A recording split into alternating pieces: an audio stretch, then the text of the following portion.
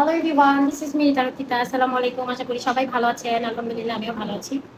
এই যে দেখেন, আজকে আমি বিরিয়ানি রান্না করেছি সম্পূর্ণই ঘরোয়া পদ্ধতিতে। খেয়ে দেখতে হবে কেমন হয়েছে।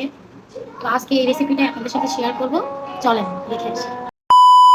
বিয়ের বন্ধন দিয়ে সংসার জীবনে ঢুকে কত রকমের মাংসর নাম শিখলাম। কেরালির মাংস, চোষের মাংস, সিনার মাংস, রানের মাংস, আরো কত কি। তো আজকে আমি আপনাদেরকে কেরালির মাংস দিয়ে সম্পূর্ণ আমি যেভাবে বিরিয়ানি রান্না করি ঘরে বিরিয়ানি মশলা ছাড়া, ঠিক সেভাবে আজকে আপনাদেরকে রান্না করে দেখাবো। এই মশলাগুলো দিয়ে আমি ম্যারিনেট করার জন্য একটা পেস্ট তৈরি করব। তো এখানে আছে মরিচের গুঁড়া, জিরার গুঁড়া, ধনিয়ার গুঁড়া, গরম মশলার গুঁড়া, টক দই, আদা রসুন বাটা, টমেটো কেচাপ, অনিয়ন পেস্ট, আরও আছে আপনার গোটা মশলাগুলো সব একবারে ব্লেন্ড করে নিয়েছি। এখন এর মধ্যে আমি মাংসগুলো সব দিয়ে দিব। সুন্দর করে হাতে সুন্দর করে মাখিয়ে মাখিয়ে একবারে সব মশলা যেন মাংসের ভিতরে চলে যায় সেভাবে মাখাবো বেশ কিছুক্ষণ সময় নিয়ে।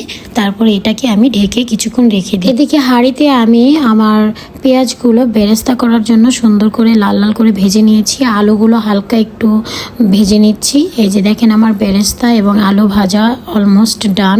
এখন আমি ওই যে ম্যারিনেট করা মাংসটাকে নিয়ে এখন আমি ওই অয়েলের মধ্যে ছেড়ে দেবো। ছেড়ে দিয়ে খুব সুন্দর করে নেড়ে চেড়ে সুন্দর প্রপারলি একদম কুক করতে হবে, যেন মাংসর নিচ থেকে যেন আপনার তেলটা উঠে আসে। এদিকে পোলাওয়ের চালটা আমি সুন্দর করে ক্লিন করে নিচ্ছি। পোলাওয়ের চালটা আমার সুন্দর করে ক্লিন করে ঝরা দিয়ে রাখতে হবে। ও এখানে একটা ব্যাপার আছে, আপনারা চাইলে পোলাওয়ের চালটা 10 মিনিটের মতো ভিজিয়ে রাখতে পারেন, তাতে কিন্তু পোলাওয়ের চালটা খুব সফট হয়।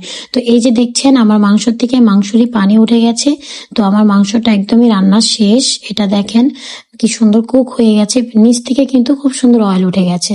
তো এখন আমি এটা ঘি দিয়ে পোলাওয়ের চালটা খুব সুন্দর করে নেড়ে চেড়ে ফ্রাই করে নিব, ভালো করে ভেজে ভেজে নিব। যেহেতু আমি সব মশলা গরুর মাংসের ভিতর দিয়ে দিয়েছি, তো পোলাওয়ের চালে আমার আর কোনো মশলা দেওয়া লাগছে না। আমি ম্যাক্সিমাম সময় বাসায় এইভাবেই বিরিয়ানি রান্না করি। এই যে এখন আমার কড়াইটা ধুয়ে আমি পানিটা দিয়ে দিলাম। তো এদিকে দেখতে দেখতে আমার বিরিয়ানিটা ইটস এ ডান। দেখেন লুকটা জাস্ট ওয়াও, কি সুন্দর একটা লুক আসছে। আমি বিরিয়ানি খাবো যা যা দিয়ে তা আমি টেবিলে সার্ভ করে নিয়েছি। ও আর যে মাংসটা দেখলেন এটা হচ্ছে আমার ওই বিরিয়ানিরই কুক করা মাংস। কষানো থেকে কিছুটা মাংস আমি উঠিয়ে নিয়েছি, কারণ এই মাংসটা খেতে আমার চাচুর্য পাপা খুব বেশি পছন্দ করে। আমার বিরিয়ানির মাংস হলেই চলে যায়। তো আমি যা যা নিয়েছি লেবু, পেঁয়াজ এবং ওই মাংসটা জাস্ট আপনাদেরকে দেখালাম আর কি। ও সাথে তো অবশ্যই কোক ছিল। তো আজকের ভিডিওটি এই পর্যন্ত। সবার ভালো লাগলে লাইক দিয়ে পাশে থাকবেন। চাইলে আপনারাও বাসায় ঠিক এইভাবেই ট্রাই করতে পারেন। আজকের বিরিয়ানিটা আসলে অনেক বেশি টেস্ট হয়েছিল। সবাই ভালো থাকবেন। আল্লাহ হাফেজ।